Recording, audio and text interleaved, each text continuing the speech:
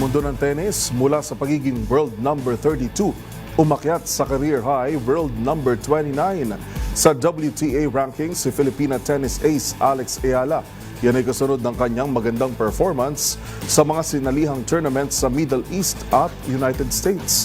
Narito ang report ni Matchpoint, Mili Borja.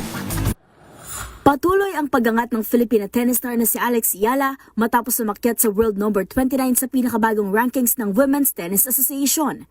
Nagdagdag ng 3 pwesto ang 20-year-old athlete mula sa dati niyang rank na number 32 matapos makalikom ng 1,525 ranking points sa WTA Tour. Nagsimula ang pagangat ni Ayala sa kanyang solidong kampanya sa mga torneo sa Middle East at Estados Unidos, kabilang ang Dubai Tennis Championships at ang Indian Wells Open.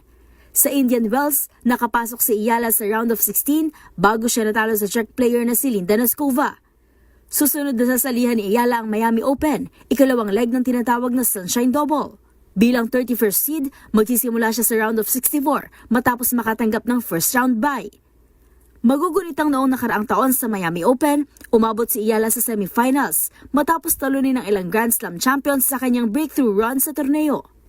At yun ang mga latest updates sa mundo ng sports. Para sa MBC TV Network News, ito si Mili Borja ng DZRH TV, una sa Pilipinas, una sa Pilipino.